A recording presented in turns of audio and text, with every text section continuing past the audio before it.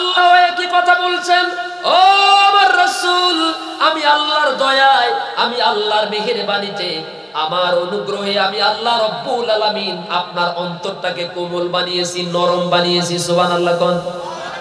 ওয়ালাউ কুনতা, যদি আপনি হতেন ফাযযান গলিযাল কলবি লান ফাদ্দু মিন হাওলি, যদি আপনি রুক্ষ স্বভাবের হতেন, কর্কশ ভাষার মানুষ হতেন, তাহলে আপনার আশেপাশে আজ হাজার হাজার সাহাবায়ে কেরাম যারা আছেন, মেজাজ যদি গরম দেখাইতেন, ভাষা যদি কর্কশ হতো, মেজাজটা যদি বদমেজাজ হতো, একজন মানুষ আপনার উপরে কালিমা পড়ে মুসলমান হতো না। ঠিক কিনা বলেন? আমার রাসূল ইন্তেকালের পূর্ব মুহূর্তে আরাফার ময়দানে 1 লক্ষের উপরে সাহাবায়ে কেরামদেরকে রেখে গেছেন। সুবহানাল্লাহ। আরো জোরে বলেন সুবহানাল্লাহ। বিষয়টা খেয়াল করেন, শিক্ষার বিষয় আছে এখানে। নবুয়তি জীবনে 23 বছর, কত বছর? 10 বছর তো 13 বছর তো মক্কাতে কাটাইছেন। কত বছর? এই 13 বছরে মুসলমানদের সংখ্যা একেবারে নগণ্য ছিল, ঠিক কি না?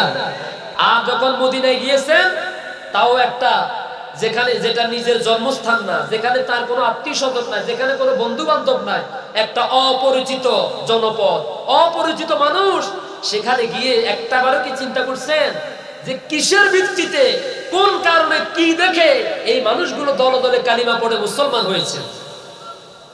আরো জোরে কন্যা সুবহানাল্লাহ। রাসূল কারীম সাল্লাল্লাহু আলাইহি ওয়াসাল্লাম তার নবুয়তি জীবনের 23 বছরের জিন্দেগিতে এমন কোন একটা ঘটনা নাই লাঠি দিয়ে পিটায়া, অস্ত্রের ভয় দেখায়া, তলোয়ারির ভয় দেখায়া, জ্বালাও পোড়া করে, ভাঙচুর করে মানুষকে ভয় ভীতি দেখায়া ইসলাম গ্রহণ করতে বাধ্য করেছেন। আছে এমন কোন ঘটনা?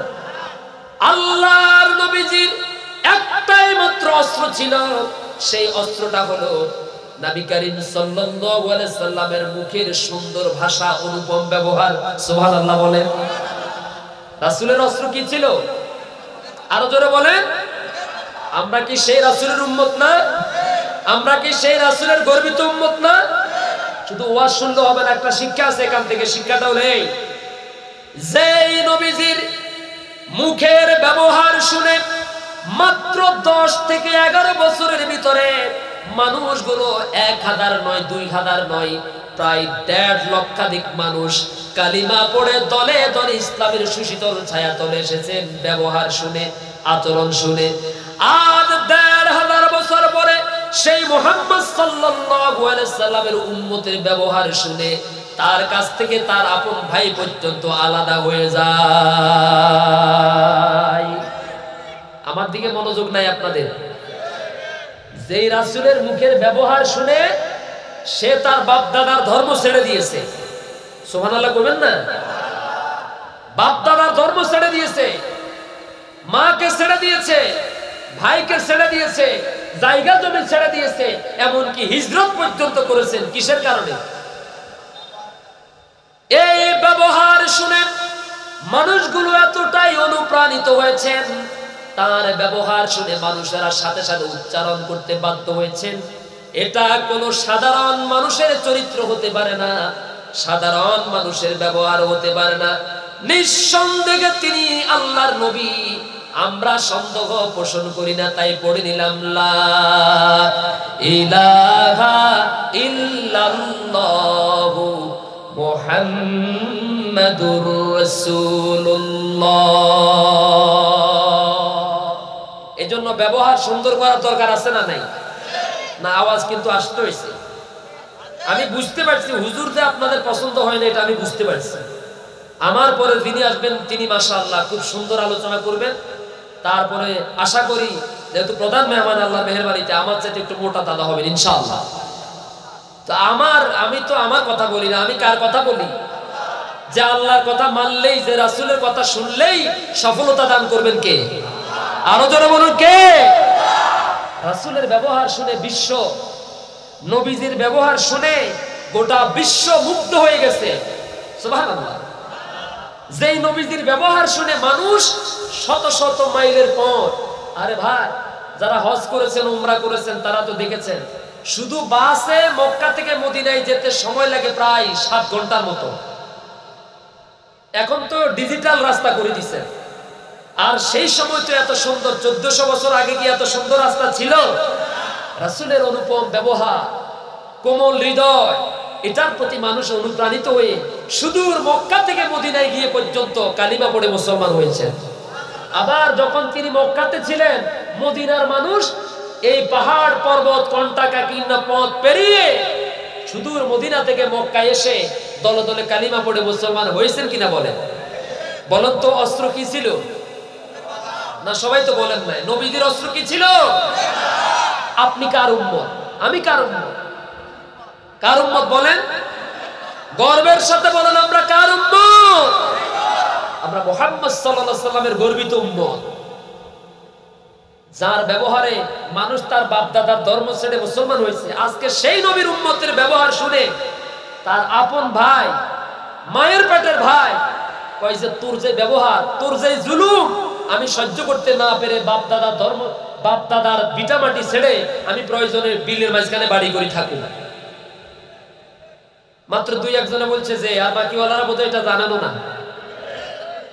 একই মায়ের পেট থেকে আসা 2 ভাই, একজন জালেম আর একজন মজলুম, ঠিক কিনা বলেন? টাকার অহংকার, ক্ষমতার অহংকার, লোক বলের অহংকারে সে এতটাই অন্ধ হয়ে গেছে, নিজের ভাইকে পর্যন্ত ছাড় দিতে রাজি হয় না। আছে না নাই? সুযোগ পাইলেই ভাইয়ের সম্পত্তির মধ্যে 6-9 ঘুষ দিয়া 2 নম্বরের মাধ্যমে ভাইয়ের সম্পদগুলো লিখে নেয়। এরকম ডাকাত আছে না নাই? এরকম 2 নম্বর মার্কা ডাকাত আমাদের লক্ষ্মীপুর আছে, নোয়াখালীতে নাই? যে আপনাকে ধর্মপুরও আছে, আছে না নাই?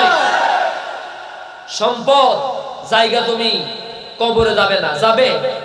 যেই ভাইটার উপরে জুলুম করা হলো 6-9 ঘুষ দিয়া, আমি তো দেখেছি যিনি জায়গা জমি অন্যায়ভাবে লিখে নিয়েছেন ভাইকে ঠকায়া, ভাইকে ঠকিয়ে যিনি লিখে নিয়েছেন, ওই ভাই মারা যাওয়ার পরে তার জানাজায় এত মানুষ হয়েছে, জানাজার মাঠে যত হাজার মানুষ এসেছে, যিনি মারা গেছে তার জন্য মানুষ কাঁদে, আর যেটা বেঁচে আসে, যেটা জালিম, ওইটারে শুধু মানুষের ধিক্কার দেয়। তাহলে এক ভাই মরে গিয়েও নন্দিত, এক ভাই মারা যাওয়ার পরেও নন্দিত, আর আরেক ভাই জীবিত থেকেও নিন্দিত, ঠিক কিনা বলেন? আমরা কি নন্দিত হতে চাই নাকি নিন্দিত হতে চাই? নন্দিত হতে হলে মরার পরেও যদি মানুষের হৃদয়ে নিজেকে বাঁচিয়ে রাখতে চান, সমাজের মানুষ যদি আপনাকে শ্রদ্ধার সাথে স্মরণ করুক, এটা যদি আপনি চান, তাহলে মৃত্যু পর্যন্ত মানুষের সাথে কখনো দুর্ব্যবহার করবেন না। সুন্দর কথা বলবেন, ভালো আচরণ করবেন, প্রতিবেশীর উপরে জুলুম করবেন না, দোকানে পাটে কথায় কথায় মারামারি করবেন না। রাজি আছেন তো ইনশাআল্লাহ? আমার বন্ধুগণ, আমার নবীজি পৃথিবীতে মারামারি শিখানোর জন্য আসেন নাই, নবীজি পৃথিবীতে রক্তারক্তি করার জন্য আসেন নাই। আমার নবীজি পৃথিবীতে এসেছেন মারামারি বন্ধ করার জন্য। আমার নবী পৃথিবীতে অশান্তি সৃষ্টি করার জন্য আসেন নাই। আমার নবী পৃথিবীতে এসেছেন অশান্তি দূর করে শান্তি প্রতিষ্ঠার জন্য। আমরাও যদি সেই নবীর উম্মত দাবি করি থাকি, আমরা কি অশান্তির পক্ষে নাকি শান্তির পক্ষে? জোরে বলেন। আল্লাহ যেন কবুল করেন, জোরে কোন আমিন। তাহলে আল্লাহ বলছেন, শোনো হে আমার রাসূল, আপনি শুনুন, যদি আপনার মুখের ব্যবহারটা কর্কশ হতো, আপনি যদি দুর্ব্যবহার করতেন, আপনার অন্তরটা যদি বদমেজাজি হতো, তাহলে কিন্তু আপনার আশেপাশে এত লক্ষ সাহাবীদেরকে আপনি দেখতে, এরা তো আপনার মুখের ব্যবহারে মুগ্ধ হয়ে কালিমা পড়ে দলে দলে মুসলমান হয়েছে। সুতরাং ফাফু আনহুম ওয়াস্তাগফির লাহুম, যদি তারা কখনো মনের অজান্তে কোনো ভুল করে ফেলে, বিশেষ করে এই আয়াতটা নাযিল হয়েছে উহুদ যুদ্ধের ঘটনাকে কেন্দ্র করে। আমার সময় তো নাই, এই জন্য আমি বলতে পারলাম না। উহুদ যুদ্ধে রাসূল সাল্লাল্লাহু আলাইহি সাল্লাম 50 জন তীরন্দাজ সাহাবীকে গিরিপথের মধ্যে দাঁড় করায় দিয়ে বলছেন, কোন অবস্থাতেই এই 50 জন সাহাবী তোমরা গিরিপথ ছাড়তে পারবে না। যখন মুসলমানদের প্রাথমিক বিজয় হয়েছে, সাহাবায়ে কেরাম মনে করলেন বিজয় তো হয়ে গেছে, সুতরাং আমরা গনিমতের মাল তালাশ করার জন্য আমরা এগিয়ে যাই। আর এই পরিস্থিতিতে রাসূল সাল্লাল্লাহু আলাইহি সাল্লাম নির্দেশ না দিতেই সাহাবায়ে কেরাম যখন দেখলেন পরিস্থিতি তো আমাদের অনুকূলে আছে, তারা তখন গনিমতের মাল নেওয়ার জন্য ব্যস্ত হয়ে পড়লেন। আবার হঠাৎ করে কাফের বাহিনী, মুশরিক বাহিনী আবার তাদের উপরে, মুসলমানদের উপরে হামলা করার কারণে, উহুদের যুদ্ধে একটা মাত্র ভুলের কারণে, রাসূল সাল্লাল্লাহু আলাইহি ওয়াসাল্লামের নির্দেশকে উপেক্ষা করার কারণে 70 জন সাহাবী উহুদের ময়দানে শাহাদাত বরণ করেছেন। কতজন? 70 জন। তাহলে এখান থেকে আমাদের জন্য একটা শিক্ষা আছে। আমাদের আমির, আমাদের নেতা, আমাদের রাহবার যদি কিয়ামত হয়ে যায়, যদি ভূমিকম্প হয়ে যায়, যতক্ষণ পর্যন্ত আমাদেরকে নির্দেশ না দিবেন ততক্ষণ পর্যন্ত আমরা রাজপথ ছাড়বো না, আমরা এখান থেকে সরবো না। এটা হচ্ছে আমাদের জন্য শিক্ষা। আমাদেরকে এখানে আসার তৌফিক দিয়েছেন কে? তিনি যদি না চাইতেন আমরা হাজারবার চেষ্টা করলেও কি আসতে পারতাম না। অনেক সময় কাউকে দাওয়াত করলে একেবারে নিশ্চিত তিনি আপনার দাওয়াতে আসবেন। হঠাৎ করে 1 মিনিট পূর্বেই এমন একটা বিপদে তিনি পড়ে যান, এমন একটা সমস্যায় পড়ে যান, তখন বলেন যে ভাই আমি এমন এক সমস্যায় পড়েছি, আমি আসতে পারলাম না, আন্তরিকভাবে দুঃখিত। এমনটা কি হয় না?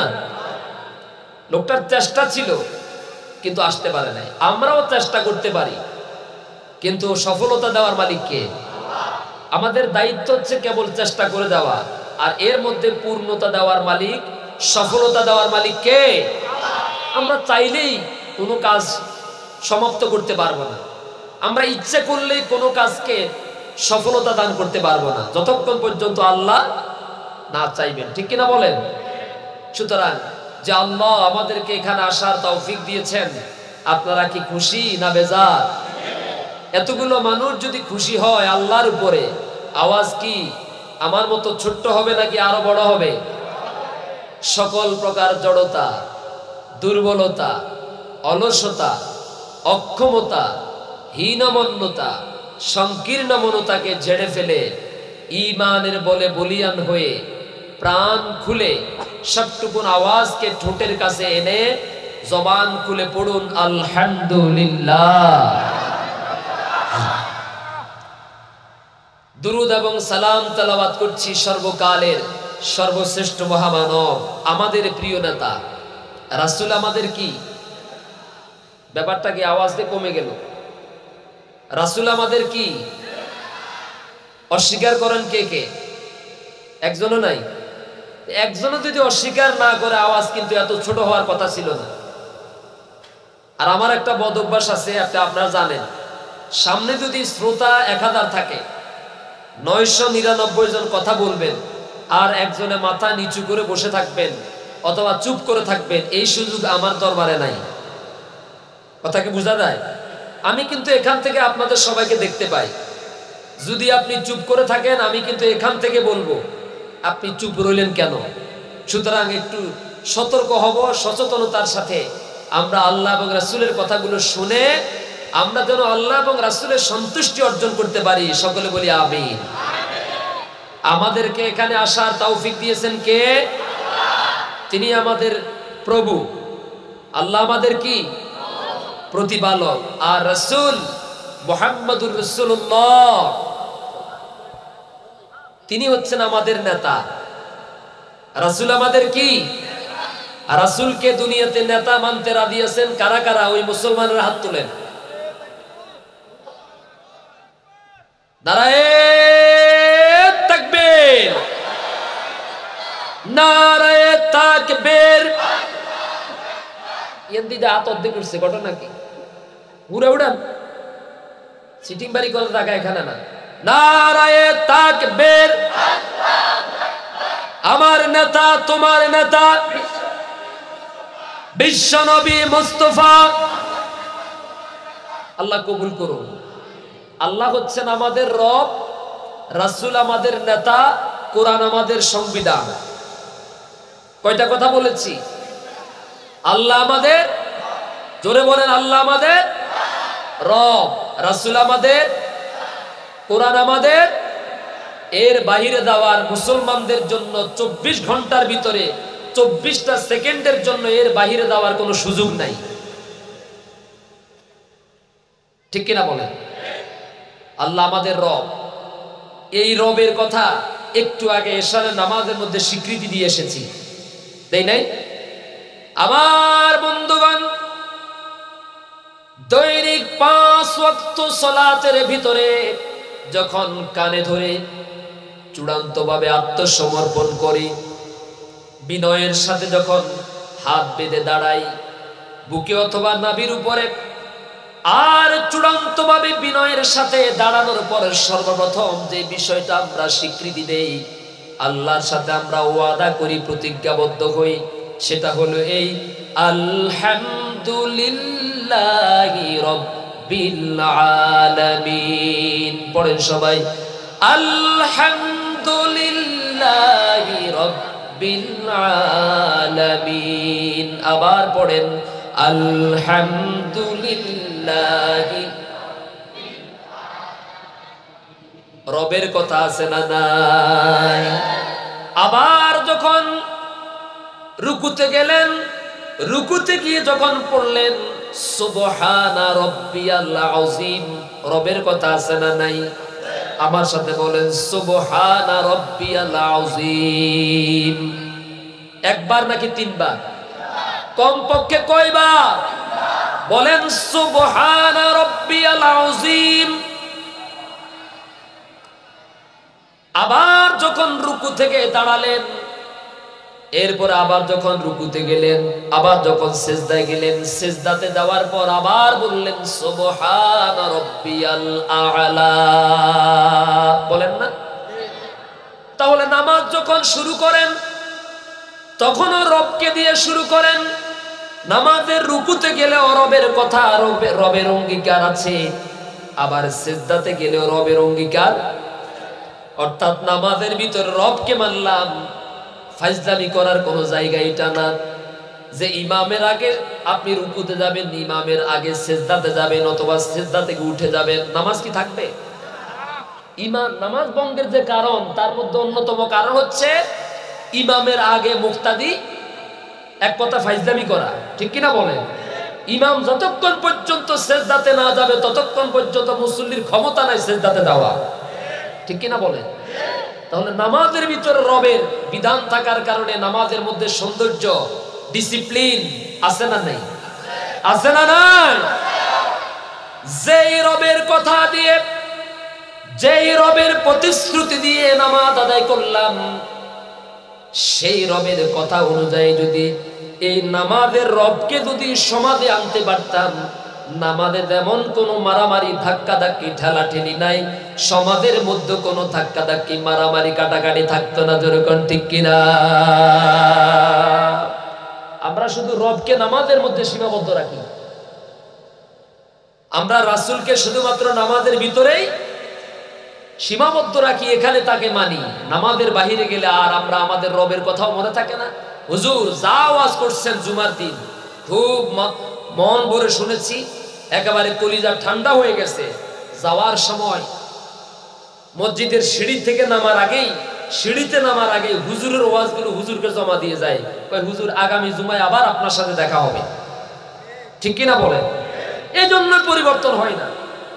এই যে বিশাল মাহফিলের আয়োজন করা হলো, আমি সহ আমাদের সবার জীবনের পরিবর্তনের জন্য এখানে কোরআন হাদিস থেকে কথা বলা হবে, আর এর ভিত্তিতে আমরা আল্লাহ এবং রাসূলের সন্তুষ্টি অর্জনের মাধ্যমে আল্লাহর জান্নাতের মেহমান হতে পারবো, ঠিক কিনা বলেন? এখানে যারা আছেন সবাই, আমি যে আপনাদের থেকে ওয়াজ ভালো জানি বিষয়টা এরকম না। আমার চাইতে আপনারা ওয়াজ ভালো জানেন এখানে অনেক ডজনে ডজনে লোক আছে, আলহামদুলিল্লাহ। শুধুমাত্র আমরা যেটা জানি, আপনারা যেটা জানেন, আপনাদের সাথে একটু কথার আদান প্রদান করা, যেগুলো ভুলে গেছি একটু আলোচনা করলে আমাদের অজানা মন থেকে হারিয়ে যাওয়া কথাগুলো আবার মনে চলে আসবে, আমল করতে সহজ হবে, ঠিক কিনা বলেন? তাহলে নামাজের রবকে যদি সমাজের রব মানি, পরিবর্তন আসার সম্ভাবনা আছে না নাই? নামাজের রাসূলকে যদি সমাজের রাসূল মানি, তাহলে নামাজের ভিতরে যেমন সব তরিকার, সব মতের, সকল দলের মানুষগুলো কাঁধে কাঁধ মিলিয়ে দাঁড়ায় এবং বসে, ধনী গরিব যেমন করে পাশাপাশি দাঁড়িয়ে নামাজ আদায় করে, গাড়ির মালিক আর ড্রাইভার একই সাথে কাঁধে কাঁধ মিলিয়ে দাঁড়ায়, মন্ত্রী এবং মন্ত্রীর ড্রাইভার একই সাথে দাঁড়ায়, ফকির এবং জমিদার একই কাতারে সারিবদ্ধ হয়ে দাঁড়ায়। একজনের ক্ষমতা নাই, জমিদারের ক্ষমতা নাই, মালিকের ক্ষমতা নাই, মন্ত্রীর ক্ষমতা নাই, তার অধীনস্থকে, তার চাকরকে, ড্রাইভারকে এই কথা বলা যে বেটা আমি মালিক, আমি জমিদার, আমার পাশে দাঁড়াবে না, পিছনের কাতারে যাও। বলতে পারবে? বলতে পারবে?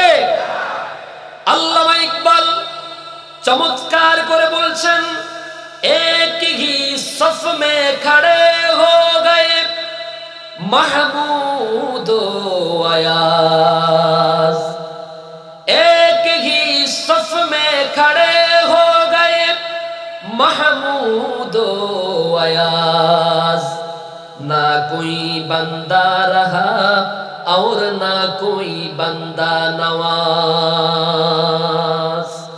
ভারতবর্ষের সম্রাট মাহমুদ, কি নাম? সম্রাট মাহমুদ নামাজ আদায় করার জন্য যখন দিল্লির মসজিদে ঢুকছে, সম্রাট মাহমুদের পাশেই তার বাড়ির চাকর পাশে কাঁধে কাঁধ মিলিয়ে দাঁড়িয়েছে। আর কবির চোখে যখন এটা ধরা পড়েছে, কি চমৎকার না দৃশ্য! গোটা ভারতবর্ষের জমিদার নামাজে দাঁড়িয়েছে, আর জমিদারের বাদশার চাকর আয়াজও তার পাশে দাঁড়িয়েছে। ঠিক কিনা বলেন?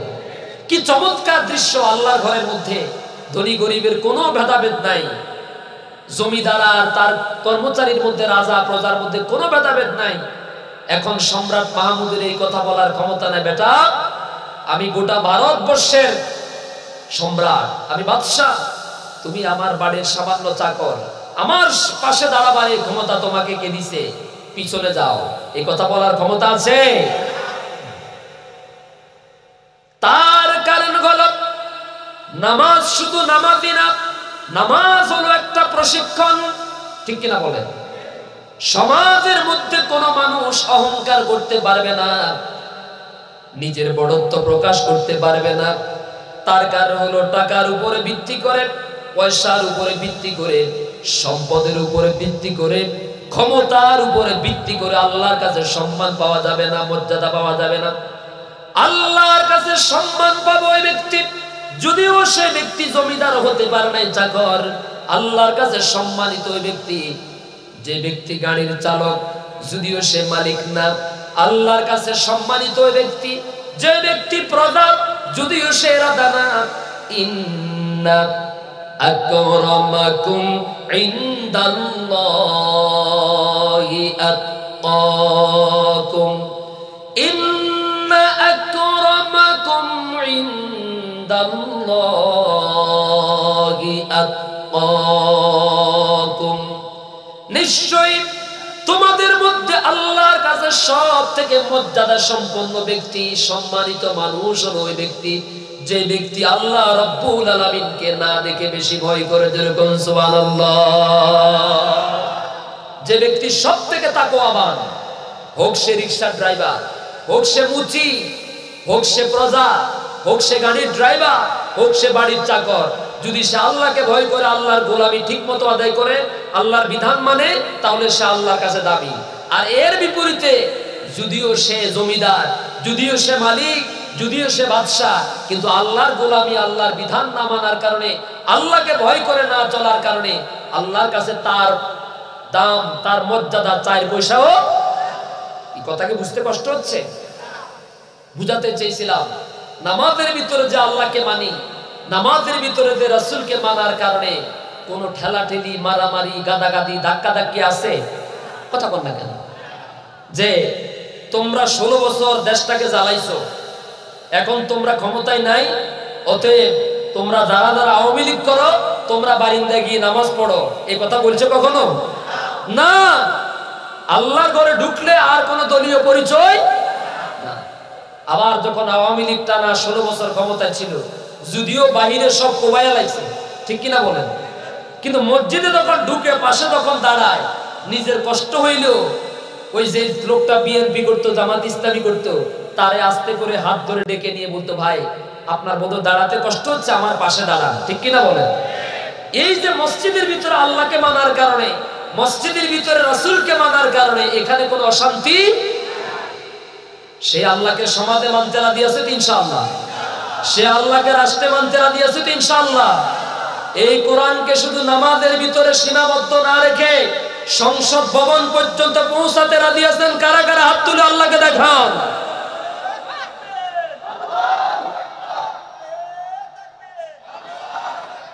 আল্লাহ কবুল করুন। নামাজের কিতাব, যে কিতাব দিয়ে নামাজ পড়ি, সেই কিতাব দিয়ে যদি সংসদ চলে, নামাজের সময় যেমন মসজিদ শান্তি, তাহলে এই কিতাবটা দিয়ে যদি ওই জায়গায় পৌঁছাই দিতে পারি, আমরা এই কিতাবের অনুসারীদেরকে যদি ওই জায়গায় পাঠাতে পারি, মসজিদের মতো গোটা বাংলাদেশ শান্তির বাগানে পরিণত হয়ে যাবে। কিন্তু আমার এই জাতিকে বুঝাতে আমরা ব্যর্থ হয়েছি। জাতির যত ওয়াজ করি, জাতি ওয়াজ শুনে বাড়িতে যাওয়ার পথে বড় ভাই যখন 1000 টাকার নোট একটা হাতের মধ্যে ধরাই দেয়, আবার অন্ধকারে ভালো করে ঠার পায় না, তো ভালো করে দেখে, কোনারে ভালো করে বসে 500 টাকার নোট নাকি 1000 টাকার নোট। এত সুন্দর করে ওয়াজে বুঝাইলাম, ঈমান অনেক দামি জিনিস, যার তার কাছে ঈমান বিক্রি করো না। ওয়াজ শুনে বাড়ি যাওয়ার পথে বড় ভাই কয়, সামনে তো ভোট বাট আসতেছে, হাত দিকে একটু খেয়াল রাখিস, ঠিক কিনা বলেন? সুন্দর করে মুসাফা করে হাতের মধ্যে এক নোট একটা ধরাই দিছে। এত সুন্দর করে ঈমানের ওয়াজ করলাম, আর 500 টাকার নোটের কোনা দেখার পর, 1000 টাকার নোটের কোনা একটা দেখার পরে মাথা উতাল পাতাল হয়ে গেছে, ঈমান ব্যাঠিক হয়ে গেছে। 1000 টাকার নোটের কাছে ঈমানটা বিক্রি হয়ে গেছে। তোরে কোন নাউযুবিল্লাহ। এরকম লোক আমার দেশে নাই। 500 টাকার নোটের কোনা দেখলে, 1000 টাকার নোটের কোনা দেখলে বাংলাদেশের অধিকাংশ মুসলমানদের ঈমান ঠিক থাকে না। তোরে কোন ঠিক কিনা? ঈমান রক্ষা করতে পারে না। 1000 নোটের কাছে, 500 টাকার নোটের কাছে ঈমান বিক্রি করে ফেলে। আর এই 90% মুসলমানের দেশে বারবার এই তথাকথিত নামদারি মুসলমানেরা তাদের ঈমানকে বারবার বিক্রি করার কারণে বাংলার জমিনে শান্তি আসে না। সুতরাং প্রতিজ্ঞাবদ্ধ হয়ে ওয়াদা করব, শপথ করব যে আল্লাহর কোরআন দিয়ে নামাজ পড়ি, সে আল্লাহর কোরআন দিয়ে সমাজ গড়ব। আরো জোরে বলি ইনশাআল্লাহ। যেই রাসূলের তরিকা দিয়ে নামাজ আদায় করি, সেই রাসূলের তরিকা দিয়ে সমাজ গড়ব, রাষ্ট্র গড়ব। রাজি আছেন তো ইনশাআল্লাহ? আল্লাহ তাআলা আমাদেরকে বুঝার তৌফিক দান করুন। রাসূল আমাদের জন্য সব বিভাগে, সব জায়গায় অনুসরণীয়, ঠিক কিনা বলেন? তিনি আমাদের নেতা, তিনি আমাদের কি নেতা। আজকে সেই নেতা জীবনের অসংখ্য অগণিত বিষয় থেকে একটা বিষয় আমরা আলোচনা করব, আল্লাহর কোরআন থেকে আর রাসূলের সেই অনুপম আদর্শ থেকে। কোরআনুল কারীমের 4 নম্বর পারা, 3 নম্বর সূরা, সূরা আলে ইমরানের 169 নম্বর আয়াতে কারিমার ভিতরে আল্লাহ রাব্বুল আলামিন বিশ্ব মানবতার জন্য একটা সবক রেখে দিলেন। যেই সবকটা মানতে পারলে, অনুসরণ করতে পারলে সমাজটা জান্নাতের বাগান হয়ে যাবে। বউ শাশুড়ির মধ্যে দ্বন্দ্ব থাকবে না, স্বামী স্ত্রীর মধ্যে দ্বন্দ্ব থাকবে না, ভাইয়ে ভাইয়ে কাটাকাটি থাকবে না, প্রতিবেশী প্রতিবেশী মারামারি হবে না, দোকানদারে দোকানদারে মারামারি হবে না। এমন কথা আল্লাহ রাব্বুল আলামিন কোরআনুল কারীমের মধ্যে দিয়েছেন। শোনার দরকার আছে না নাই? আমাদের ঘরে ঘরে কি বউ শাশুড়ির ভেজাল নাই? আরো জোরে বলে, বউ শাশুড়ির কি দ্বন্দ্ব নাই? স্বামী স্ত্রীর ভেজাল নাই? প্রতিবেশী প্রতিবেশী মারামারি নাই? রিকশাওয়ালা রিকশাওয়ালা মারামারি নাই? বিশ্বাস করেন, ঢাকা শহরে গেলে যদি কেউ গালি শুনতে চান বিনা পয়সা, শুধু রিকশা একটা উঠিয়েন, যাত্রাবাড়ি থেকে 1 কিলোমিটার সামনে যাবেন, এক একটা রিকশাওয়ালা গালি গালাদের উপরে কি পরিমাণ পিএইচডি করছে আল্লাহ ভালো জানে। হাসার জন্য বলি না, বাস্তব কথা বলি। একটু যদি একজনের রিকশার চাকার সাথে আরেকজনের রিকশার বডি লেগে যায়, তখন গালি গালাজ আছে না নাই? খামাখা খামাখা গালি গালাজ করে। কারণ হচ্ছে কি? কারণ হচ্ছে আমাদের কাছে, আমাদের রাষ্ট্রীয় ব্যবস্থায় যদি ইসলাম প্রতিষ্ঠিত থাকতো, তাহলে গালি দেওয়ার আগে অন্তত 100 বার চিন্তা করতে, ঠিক কিনা বলেন? কারণ আমি জানি, আমি যা বলি আল্লাহ তার কোরআনে বলেছেন, মানুষ যা বলে প্রত্যেকটি কথাকে ফেরেশতারা রেকর্ড করে। সুবহানাল্লাহ। মা ইয়ালফিযু মিন কাওলিন ইল্লা লাদাইহি রাকীবুন আতীদ। আছে না কোরআন শরীফে? মা ইয়ালফিযু মিন কাওলিন ইল্লা লাদাইহি রাকীবুন আতীদ। মানুষ যাই বলে, যাই জবান থেকে উচ্চারণ করে, তার প্রতিটি শব্দ, প্রতিটি কথা সঙ্গে সঙ্গে ফেরেশতারা লিপিবদ্ধ করেন, রেকর্ড করেন, সংরক্ষণ করেন। সুবহানাল্লাহ বলেন। এই একটা মাত্র আয়াতের বিধান যদি রাষ্ট্রের মধ্যে কায়েম থাকতো, দেশের মধ্যে যদি কোরআনের এই কথাটা বাস্তবায়ন থাকতো, তাহলে মানুষ কখনো গালি দেওয়ার আগে 100 বার চিন্তা করত যে আমি যা বলি আমার কথাটা তো ফেরেশতারা লিপিবদ্ধ করতেছেন। আর কিয়ামতের কঠিন মুসিবতের দিনে আল্লাহ রাব্বুল আলামিন যদি আমাকে পাকড়াও করেন, আমার আমলনামা যদি আমার হাতে ধরাইয়া দেন, এই খারাপ ব্যবহারের কারণে, গালিগালাজ করার কারণে আল্লাহ তো কিয়ামতের দিন আমাকে ধরা দিবেন। এই ভয় যদি অন্তরের মধ্যে থাকতো, কেউ কাউকে গালিগালাজ করতো নাকি? করতো না। আর ঘরে ঘরে অশান্তি, সমাজে অশান্তি, বাজারে অশান্তি, মসজিদেও অশান্তি। মসজিদ কমিটি নিয়ে ভাগাভাগি আছে না নাই? আরো আসতে বলেন, আছে না নাই? আছে। সর্বত্র অশান্তি। এই অশান্তি থেকে জাতিকে পরিত্রাণ দেওয়ার জন্য আল্লাহ নাযিল করেছেন আল কোরআন। সুবহানাল্লাহ। অশান্তি দূর করার জন্য, শান্তি ফিরিয়ে আনার জন্য আল্লাহ তাআলা কি নাযিল করেছেন? আল কোরআন নাযিল করেছেন। আল্লাহ রাব্বুল আলামিন বলেন, ফাবিমা রাহমাতিন মিনাল্লাহি লিনতা লাহুম ওয়ালাউ কুনতা ফাযযান গালিযাল কলবি লানফাদ্দু মিন হাওলিক ফা'ফু আনহুম واستغفر لهم وشاورهم في الأمر فإذا عزمت فتوكل على الله إن الله يحب المتوكلين। জোরে বলুন আল্লাহু আকবার।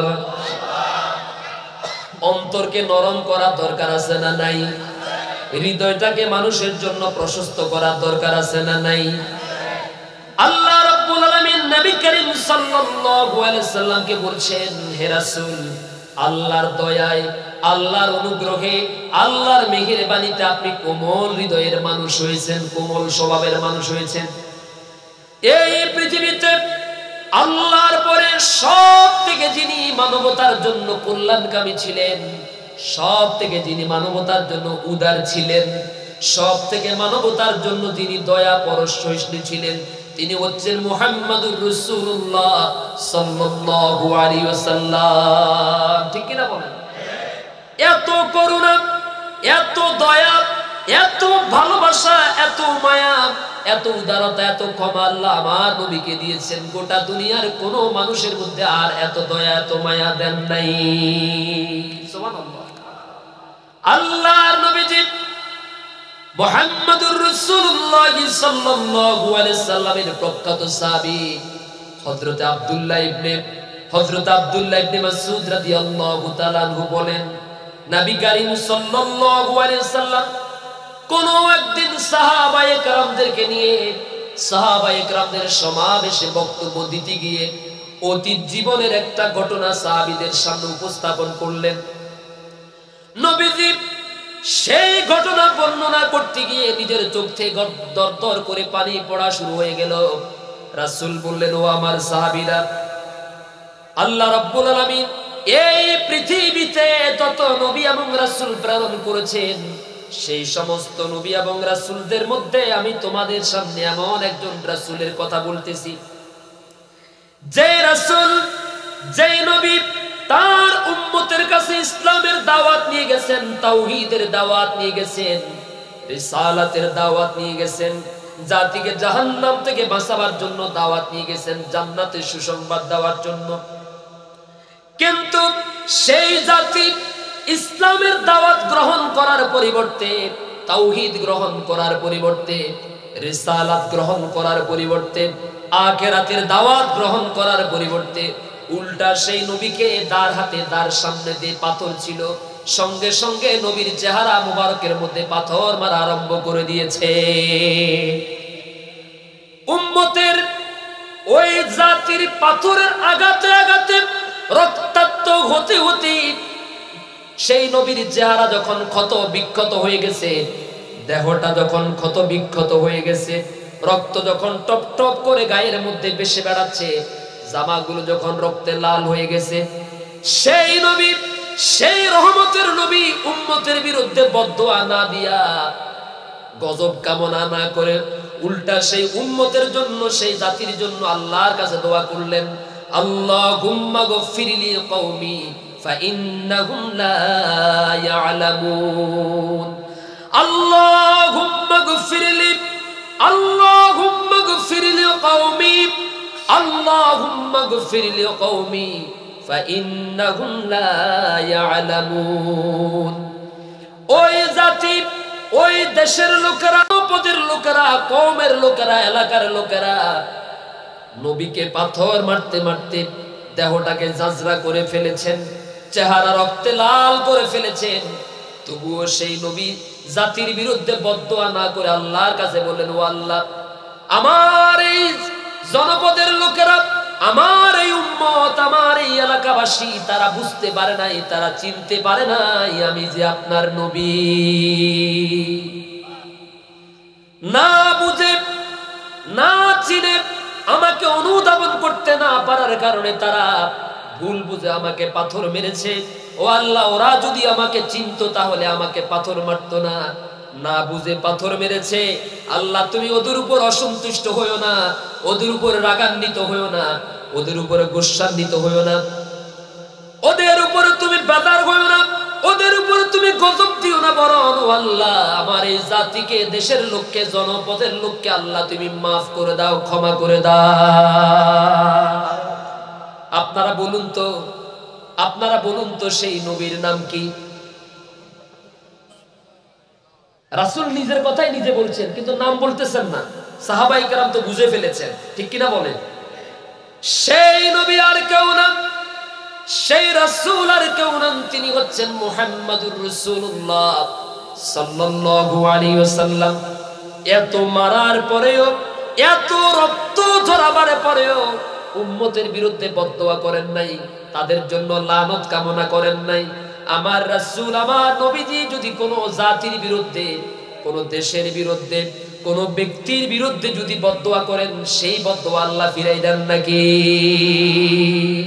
হাত তুলে দোয়া করার প্রয়োজন হয় না, শুধুমাত্র মনে মনে আল্লাহর কাছে ইচ্ছা পোষণ করলেই আল্লাহ রাসূলের দোয়াকে কবুল করে নিতেন। সুবহানাল্লাহ। আমার বন্ধুগণ, রাসূলের দোয়ার অ্যাকশন কেমন? মক্কা থেকে মদিনায় হিজরত করলেন রাসূল করিম সাল্লাল্লাহু আলাইহি ওয়াসাল্লাম। বাইতুল মুকাদ্দাসের দিকে ফিরে 16 মাস নামাজ আদায় করলেন, মতান্তরে 17 মাস।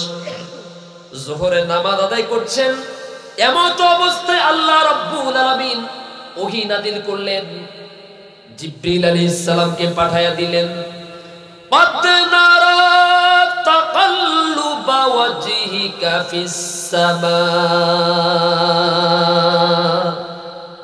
قد نرى تقلب وجهك في السماء فلنولينك قبلة ترضاها فول وجهك شطر المسجد الحرام জোরে বলুন আল্লাহু আকবার। রাসূল সাল্লাল্লাহু আলাইহি ওয়াসাল্লাম যোহরের নামাজের ফরজ 4 রাকাত। আপনাদের এদিকে কয় রাকাত? যোহরের নামাজ 2 রাকাত আদায় করলেন, এখনো বাকি আছে কয় রাকাত? 2 রাকাত নামাজ বাকি থাকতে আল্লাহ তাআলা নামাজ শেষ হওয়া পর্যন্ত রাসূলের জন্য অপেক্ষা করেন নাই। সুবহানাল্লাহ বলেন। আল্লাহ রাব্বুল আলামিন বললেন, নবী হে, আমি লক্ষ্য করেছি আপনি বারবার আকাশের দিকে তাকান। হে নবী, আমি লক্ষ্য করেছি আপনি বারবার আকাশের দিকে তাকান আর মনে মনে ভাবেন, আহারে যেই মক্কার লোকেরা, যেই দেশের লোকেরা, আমার যেই জনপদের লোকেরা আল্লাহর দ্বীনের দাওয়াত দেওয়ার কারণে, আল্লাহর দিকে আহ্বান করার কারণে যেই মক্কাবাসী আমাকে মারধর করে তাড়াইয়া দিল, আমি হিজরত করতে বাধ্য হলাম, সেই মাতৃভূমির মক্কার দিকে তাকিয়ে যদি, কাবা ঘরের দিকে তাকিয়ে যদি আমি নামাজ আদায় করতে পারতাম, আমার কলিজাটা ঠান্ডা হয়ে যেত। সুবহানাল্লাহ বলেন। আল্লাহর নবীজি মনে মনে শুধু এই ইচ্ছাটা পোষণ করেছেন। হাত তোলার প্রয়োজন হয় নাই, মুখে বলার প্রয়োজন হয় নাই। আল্লাহ রাসূলের মনের খবর জানতেন কিনা বলেন? আমাদের মনের খবর জানেন কে? আমাদের চোখের ইশারা বুঝেন কে? আল্লাহ রাব্বুল আলামিন বললেন, হে রাসূল, আমি লক্ষ্য করেছি আপনি বারবার আকাশের দিকে তাকান এই বিষয়টা নিয়ে। অতএব আপনি আর দেরি করার প্রয়োজন নাই। 2 রাকাত নামাজ বাকি থাকতে আপনি এবং আপনার সাহাবায়ে কেরাম বাইতুল মুকাদ্দাসের দিকে চেহারাকে ঘুরাইয়া, মাতৃভূমি মক্কার দিকে আপনার চেহারাকে ঘুরাইয়া দেন। আর গোটা দুনিয়ার সমস্ত ঈমানদাররা কিয়ামত পর্যন্ত দুনিয়াতে যারা নামাজ আদায় করবে, তারাও যেন ঠিক আজকের দিনের পর থেকে বাইতুল মুকাদ্দাসের দিকে ফিরে নয়, তারাও যেন বাইতুল্লাহ শরীফের দিকে, মক্কার দিকে ফিরে নামাজ আদায় করে। রাসূল যদি বদদোয়া করেন অথবা দোয়া করেন, সেই দোয়ার সাথে সাথে কবুল করেন কে? আরো জোরে বলুন কে? কোন মাওলানা সাহেব দোয়া করলে অথবা বদদোয়া করলে আল্লাহর কাছে সেটা সাথে সাথে কবুল হয়ে যাবে এমন কথা কোথাও? কিন্তু আল্লাহর রাসূল যদি কারো বিরুদ্ধে বদদোয়া করেন, সেটা সাথে সাথে মঞ্জুর হয়ে যায়। সুবহানাল্লাহ। আবু লাহাবের ছেলে উতবা এবং উতাইবা, এই দুইজনের কাছে রাসূল সাল্লাল্লাহু আলাইহি ওয়াসাল্লাম তার 2 মেয়ে কুলসুম এবং রুকাইয়া রাদিয়াল্লাহু তাআলা আনহুমা, 2 মেয়েকে বিয়ে দিয়েছেন। রাসূল যখন নবুয়ত পেলেন তখন ইসলামের দাওয়াত দিলেন। আর এই দাওয়াত দেওয়ার অপরাধে আবু লাহাব তার 2 ছেলেকে ডেকে বলল, মুহাম্মদ সাল্লাল্লাহু আলাইহি ওয়াসাল্লাম যেহেতু ধর্মান্তরিত হয়ে গেছেন, নিজের বাপ দাদার ধর্ম ছেড়ে নিজে নতুন ধর্ম প্রবর্তন করেছেন, সুতরাং আমি তোমাদেরকে বাবা হয়ে নির্দেশ দিচ্ছি, তোমরা 2 জনে মুহাম্মদের মেয়েকে তালাক দিয়ে দাও। জোরে কর নাউজুবিল্লাহ। শুধু তালাকই না, উতবা রাসূল সাল্লাল্লাহু আলাইহি ওয়াসাল্লামের চেহারার মধ্যে থুতু নিক্ষেপ করেছে। নাউজুবিল্লাহ বলতে পারলেন না? যেই চেহারার মধ্যে, যেই চেহারার দিকে তাকালেই মনটা শীতল হয়ে যায়, ঠিক কিনা বলেন? যেই মানুষটার গায়ের মধ্যে মশা বসা হারাম, সেই মানুষটার মুখের মধ্যে থুতু নিক্ষেপ করেছে, যদিও মুখের মধ্যে পড়ে নাই। রাসূল চেহারা ঘুরিয়ে ফেলেছেন, রাসূলকে অকথ্য ভাষায় গালিগালাজ করলেন। রাসূল তো সহজে জীবনে কোনোদিন কারো বিরুদ্ধে বদদোয়া করেন নাই। যার বিরুদ্ধে বদদোয়া করেছেন তাকে আর কেউ বাঁচাতে পারেন না। আল্লাহ তাআলা রাসূল সাল্লাল্লাহু আলাইহি ওয়াসাল্লাম আল্লাহর কাছে বদদোয়া করলেন, আল্লাহ, তোমার দুনিয়াতে যত কুকুর আছে, কি আছে? আল্লাহর নবীজি রাসূল করিম সাল্লাল্লাহু আলাইহি ওয়াসাল্লাম আল্লাহর কাছে সঙ্গে সঙ্গে আবু লাহাবের ছেলের বিরুদ্ধে বদদোয়া করলো। বলেন, আল্লাহ রাব্বুল আলামিন, দুনিয়ার বুকে তোমার যত কুকুর আছে, ওই কুকুরদের মধ্য থেকে একটা কুকুর উতবার জন্য আল্লাহ তুমি লেলিয়ে দাও। উতবা কিন্তু এই কথা শুনছে, আর উতবাও জানে, যদিও আমরা আমাদের চেয়ার হারানোর ভয়ে, গদি হারানোর ভয়ে মোল্লাকে মানি না, কিন্তু মোল্লা যে আল্লাহর নবী এতে কোনো সন্দেহ। আর এই মোল্লা যদি, এই মুহাম্মদ সাল্লাল্লাহু আলাইহি ওয়াসাল্লাম যদি আল্লাহর কাছে বদদোয়া করেন, তাহলে সঙ্গে সঙ্গে দোয়াটা কবুল হবে, তাও কোনো সন্দেহ নাই, ঠিক কিনা বলেন? আমার ভাইয়ারা, আলেমরা হলেন নবীদের ওয়ারিস। আলেমরা কার ওয়ারিস? নবীদের সাথে বেয়াদবি করলে যেমন বেয়াদবি হয়, আলেমদের সাথে বেয়াদবি করলেও বেয়াদবি হয়। ইতিমধ্যে বিভিন্ন জায়গায় ওই ফ্যাসিবাদের দোসরদের মতো, ফ্যাসিস্টদের মতো, তারাও তাফসীর মাহফিলে হামলা করা শুরু করে দিয়েছে, তারাও তাফসীর মাহফিল বন্ধ করা শুরু করে দিয়েছে। দেখছেন না আপনারা? লক্ষ্মীপুর পৌরসভাতে তাফসীরুল কোরআন মাহফিল হওয়ার আগ মুহূর্তে বিকেল বেলা বালুভর্তি ট্রাক দিয়ে মঞ্চের সামনে এসে মাহফিলকে বন্ধ করে দিয়েছে। কেন? তারে মাহফিলে মেহমান হিসেবে রাখা হলো না কেন? পোস্টারের মধ্যে তার নাম রাখা হয় নাই কেন? ঠিক কিনা বলেন? এই কারণে। আচ্ছা, আমরা যখন মাহফিলে কথা বলি তখন আমাদেরকে স্লিপ ধরাই দেয়, নেতা ভাব নিয়ে কয় যে হুজুর ওয়াজ করবেন ভালো কথা, তবে রাজনৈতিক কথা বলা যাবে না। ঠিক কিনা বলেন? তো মাহফিলে যদি হুজুর রাজনৈতিক কথা বলতে না পারেন, আপনি রাজনৈতিক ব্যক্তি কেন মাহফিলের স্টেজে আসলেন? জোরে বলেন। মাহফিলে যদি রাজনৈতিক কথা বলা না যায়, কোন রাজনৈতিক ব্যক্তিও তথাকথিত কোন বেনামাজিও মাহফিলের প্যান্ডেলে আসতে, আপনি নেতা এখানে আসলেন কেন? ওই নেতা মাহফিলে আসতে পারবেন যেই নেতা যেই নেতার চেহারার দিকে তাকালে ইসলামের কথা মনে পড়ে, যেই নেতার চেহারার দিকে তাকালে কোরআনের কথা মনে পড়ে, যেই নেতা মানুষকে ইসলামের দিকে ডাকে, সেই নেতাই মাহফিলের প্যান্ডেলে আসতে পারবে, স্টেজে আসতে পারবে। আমার বন্ধুগণ,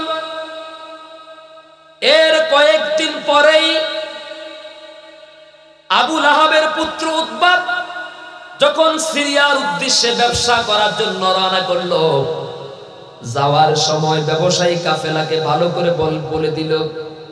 আবু লাহাব বলল, মুহাম্মদ তো আমার ছেলের বিরুদ্ধে বদদোয়া করেছে, আর মুহাম্মদ যদি কারো বিরুদ্ধে দোয়া অথবা বদদোয়া করে সেটা সাথে সাথে মঞ্জুর হয়ে যায়। সুতরাং তোমরা যখন সিরিয়ার উদ্দেশ্যে রওনা করবে, আমার ছেলে উতবাকে তোমরা সার্বক্ষণিক নিরাপত্তার মাধ্যমে তোমরা তাকে দেখে শুনে রাখবে। রাতের বেলা যখন সন্ধ্যা হয়ে গেল, রাতের বেলা যখন তারা তাবু কাটলো, এখানে তারা বিশ্রাম নিবে, উতবার মনের মধ্যে ভয় আছে না নাই? এমন এক জায়গায় সন্ধ্যা হয়ে গেল, রাত হয়ে গেল, যেখানে তারা তাবু কাটতে বাধ্য হলেন। আর তারা জানে এই এলাকার মধ্যে বন্য প্রাণীদের বিচরণ, এলাকার মধ্যে এমন এক এলাকায় রাত হয়েছে আজকে যেখানে বন্য প্রাণীদের বিচরণ আছে। এখন তার মনের মধ্যে একটা ভয় আছে না নাই? এমন জায়গায় গিয়ে রাত হলো, সন্ধ্যা হয়ে গেল, সামনে আগাবার কোনো সুযোগ, পথে চোর ডাকাতের ভয় আছে, সামনে যাওয়া যাবে না। আবার এমন এক জায়গায় এসে থামলাম যেখানে বাঘের ভয় আছে, যেখানে বন্য প্রাণীদের বিচরণ আছে। এই জন্য তারা সে বলল, আমার আব্বা তো তোমাদেরকে বলেছে আমাকে তোমরা সার্বক্ষণিক নিরাপত্তা দিয়ে তোমাদের জীবনের বাজি রেখে হইল আমার তোমরা পাহারা দিবা। আমার ভাইয়েরা, কাফেলার লোকেরা আবু লাহাব অর্থাৎ নেতার ছেলেকে নিরাপত্তা দেওয়ার জন্য চতুর্দিকে তারা বেষ্টন করে রইল। রাতের বেলা সবাই চতুর্দিকে শুইল, আর আবু লাহাবের ছেলেকে তারা মাঝখানে রাখলো। এরপরে সবার যত মাল সামান আছে সবগুলো উপরে দিল, চতুর্দিকে বেষ্টন করে মাঝখানে ভিতরের মধ্যে আবু লাহাবের ছেলেকে ঘুমানোর ব্যবস্থা করে দেওয়া হলো।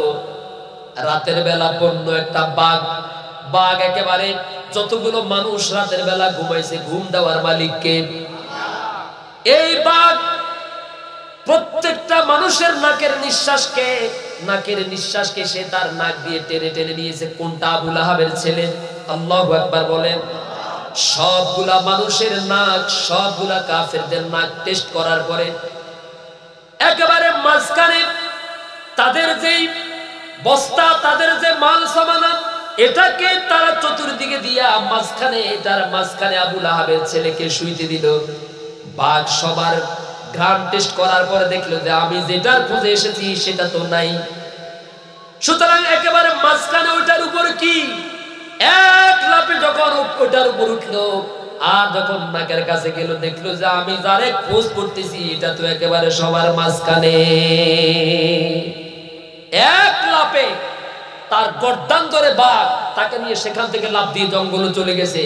আবু লাহাবের ছেলে উতবার অস্তিত্ব খুঁজে পাওয়া যায় নাই। রাসূল সাল্লাল্লাহু আলাইহি ওয়াসাল্লামের বদদুয়া, আল্লাহ ও আমার মুখের মধ্যে থুতু মেরেছে, আমি তোমার নবী, আমাকে গালি দিয়েছে, আমার দুইটা মেয়েকে তালাক দিয়েছে, আল্লাহ তোমার যত কুকুর আছে একটা কুকুরকে তার বিরুদ্ধে লেলিয়ে দাও।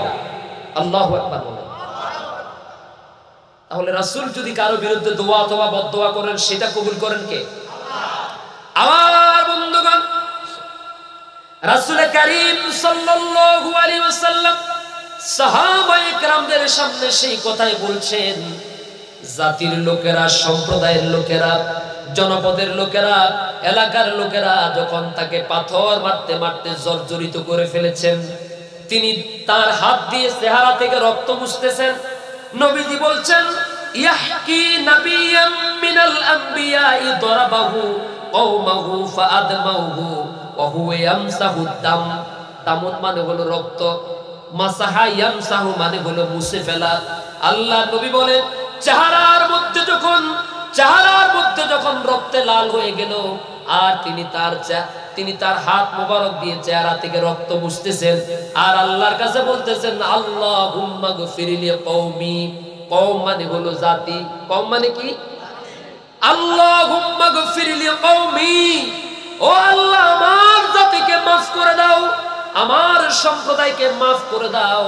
ফাইন্নাহুম লা ইয়ালামুন, তারা তো জানে নাই, তারা বুঝতে পারে না আমি যে তোমার নবী, আমি যে তোমার রাসূল। এইদিকে যখন ফেরেশতা পাঠায়া দিলেন আল্লাহ তাআলা, নবীদের এই রক্তাক্ত অবস্থা দেখে ফেরেশতা এসে সালাম দিয়ে বললেন, আসসালামু আলাইকা ইয়া রাসূলুল্লাহ, ও আল্লাহর রাসূল আপনার উপরে শান্তি বর্ষিত হোক। এই তায়েফের ময়দানের বাসিন্দারা আপনার উপরে যে অত্যাচার করেছে, নির্যাতন করেছেন, আল্লাহ রাব্বুল আলামিন সেটা আরশ আযীম থেকে প্রত্যক্ষ করছেন আর আমাদেরকে পাঠিয়েছেন।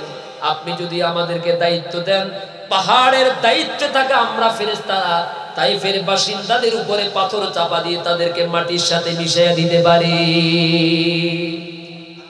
আল্লাহর নবীজি বললেন, ও আল্লাহর ফেরেশতারা, আজ আমি যাদের কাছে ইসলামের দাওয়াত, তাওহীদ এবং রিসালাতের দাওয়াত দেওয়ার জন্য এসেছি, হয়তো তারা আমার উপরে ঈমান আনে নাই।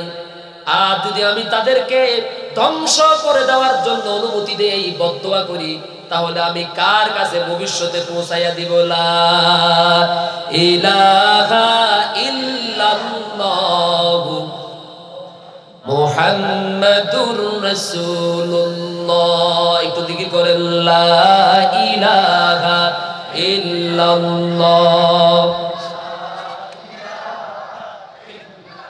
লা ইলাহা ইল্লাল্লাহ। আর জোরে, লা ইলাহা,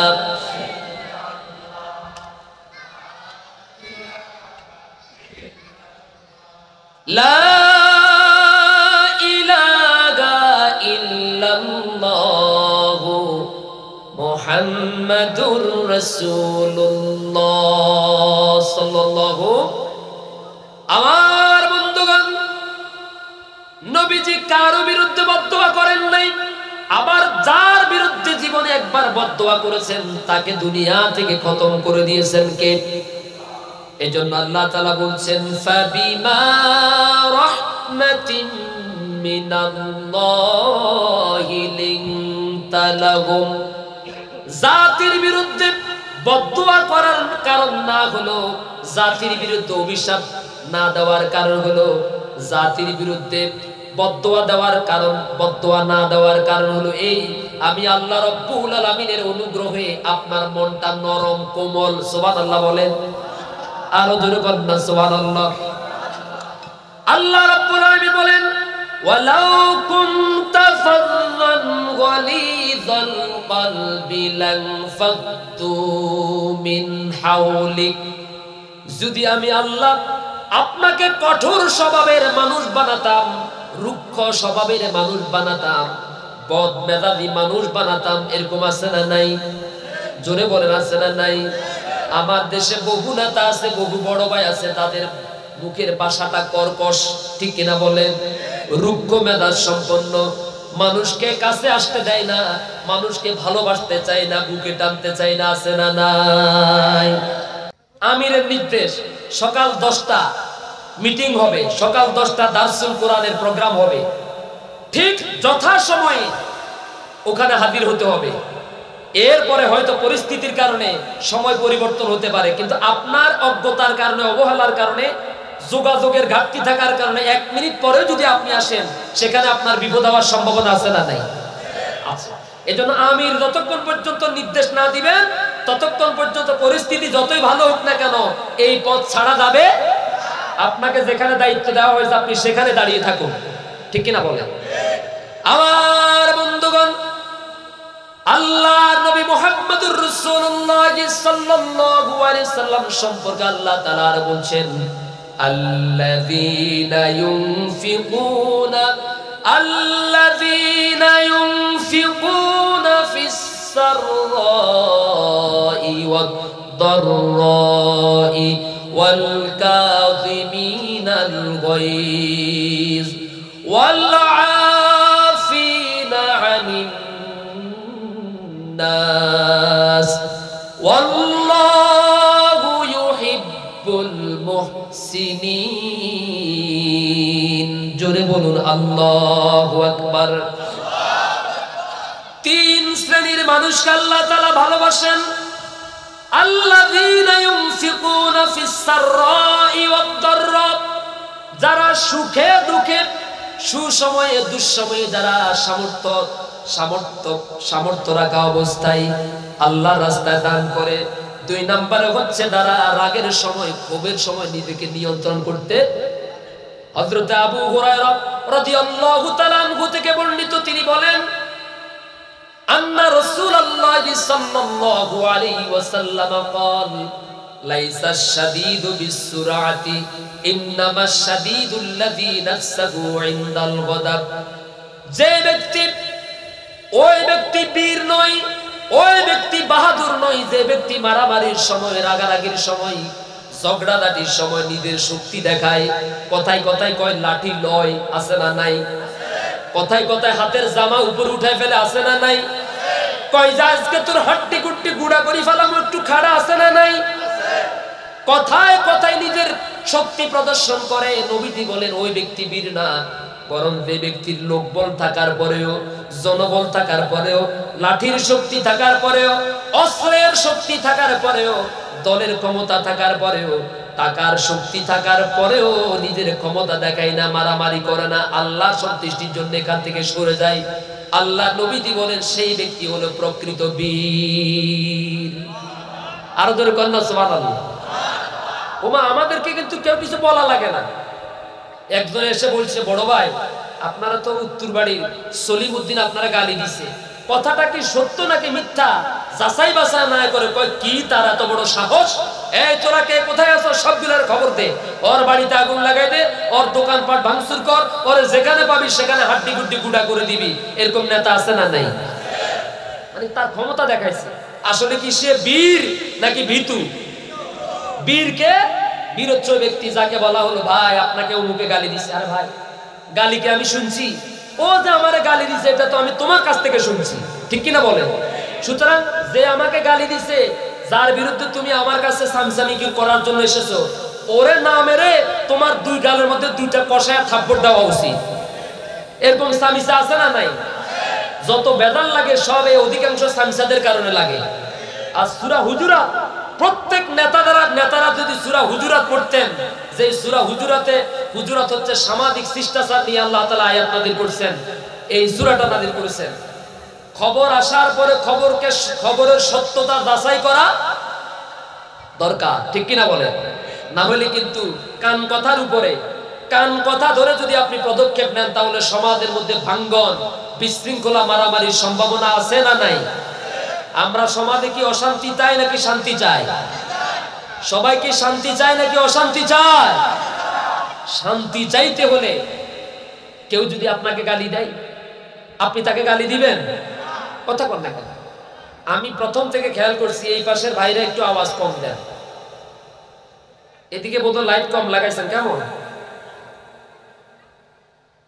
আমরা কি সমাজে শান্তি চাই নাকি অশান্তি? সবাই শান্তি চায়। শান্তি চাইতে হলে আপনারা যদি কেউ গালি দেয়, রাসূলের সুন্নাত হচ্ছে আপনি তাকে গালি দিবেন না, ঠিক আছে তো? আপনাকে যদি কেউ মারতে আসে, আপনি কথায় কথা তাকে মারতে, আপনি ওই যে আমাদের ভাই হাবিল আর কাবিল, একজন আরেকজনকে মারতে গেছে, যাকে মারতে গেছে, যার কোরবানি আল্লাহ কবুল করছেন, তিনি তার ভাইকে বললেন, ভাই তুমি আমাকে মারতে আসলেও আমি তোমাকে মারতে আসবো না, কারণ আমি যদি তোমাকে মারি, আমি যদি তোমার অস্ত্রের আঘাতে, লাঠির আঘাতে মারা যায়, তাহলে কিয়ামতের দিন আমি তো আল্লাহর দরবারে হত্যাকারী হিসাবে, অপরাধী হিসাবে, জালিম হিসাবে আল্লাহর দরবারে আমাকে আসামির কাঠগড়ায় দাঁড়াতে হবে। সুতরাং আমি অপরাধী হয়ে, জালিম হয়ে, মানুষের খুনি হয়ে আল্লাহর দরবারে দাঁড়াতে চাই না। এই কথা মনে থাকবে তো ইনশাআল্লাহ। কোথাও যদি মারামারি হয়, ঝগড়াঝাটি হয়, সুযোগ পাইলে মিলাই দিবেন। কি করে দিবেন? মিলাই দিবেন, সংশোধন করে দিবেন। কিন্তু আমার দেশে কি করে জানেন? দুইজনে কিলাকিলি করে আর 100 জনের ছবি তোলে। দুইজনে কিলাকিলি করে 50 জনে লাইভে আসি কই, দেখেন দেশের পরিস্থিতি কত খারাপ হয়ে গেছে। হ্যাঁ, 16 বছরের ছেলে 26 বছরের যুবকের গায়ে হাত দিতেছে, দেশে কোনো আইন কানুন নাই, দেশের থেকে মানবতা উঠে গেছে। এই মুহূর্তে আপনারা যেখান থেকে দেখতেছেন তাড়াতাড়ি লাইভটা শেয়ার করেন। এই মুহূর্তে কি লাইভে আসা ফরজ নাকি মারামারি বন্ধ করা ফরজ? ফাসলিহু বাইনা আখাওয়াইকুম, ফাসলিহু বাইনা আখাওয়াইকুম। যখন তোমাদের দুই ভাইয়ের মধ্যে মারামারি লাগে, ঝগড়া লাগে, মারামারি লাগার সম্ভাবনা আছে, তখন তোমরা তাদের মধ্যে সংশোধন করে দাও। কার কথা? তাহলে মারামারি বন্ধ করার কাজে যাওয়াও এটা একটা ইবাদত। মারামারি বন্ধ করাটাও কি ইবাদত? শুধু নামাজ পড়া ইবাদত না। আবার কেউ কেউ আছে কয় বেড়া লাইক দিবে, বহুদিন পর্যন্ত শালিশ দরবার করতে পারি না, পকেট খালি। হ্যাঁ, এটা আমগো এই লক্ষ্মীপুরের ওইদিকে আছে, আমগো এদিকে নাই। বেড়া লাইক দিবেন, তুই ফাইজলামি করস কা? তোরে কে কইছে নাকি ছুটে গেল? দিওগার নাক না হাঁটলে তারপরে এই যে কয়েকদিন পর্যন্ত বেটা চা পানি খাইবার টাকা নাই পকেটের মধ্যে, তা বিচার আচার কি করার লাগতো না? ঠিক কিনা বলে? আমার দেশের কিছু মানুষ আছে যারা উভয় পক্ষকে লাগাই দেয়, ঠিক কিনা বলে? এরপরে সন্ধ্যার পরে তিনি বিচারক, সন্ধ্যার পরে তিনি কি আছে না নাই? আসুন, আমরা সবাই আল্লাহর বান্দা, আমরা সবাই রাসূলের উম্মত, আমাদের সংবিধান আল কোরআন, আমাদের ঠিকানা আল্লাহর জান্নাত, ঠিক কিনা বলেন? আল্লাহ সুবহানাহু ওয়া তাআলা আমাদের সবাইকে শান্তিপূর্ণভাবে দল মত নির্বিশেষে কাঁধে কাঁধ মিলিয়ে, বুকে বুক মিলিয়ে আল্লাহর গোলাম হয়ে, নবীজির উম্মত হয়ে বসবাস করে আল্লাহর এই সমাজটাকে যেন আমরা যেন শান্তিপূর্ণভাবে আল্লাহর জান্নাতের বাগান বানাতে পারি। সবাইকে তৌফিক দান করুন। হাযা মা ইনদি ওয়াল ইলমু ইনদাল্লাহ আলাইহি তাওয়াক্কালতু ওয়া ইলাইহি উনীব। আসসালামু আলাইকুম ওয়া রাহমাতুল্লাহি ওয়া বারাকাতুহু।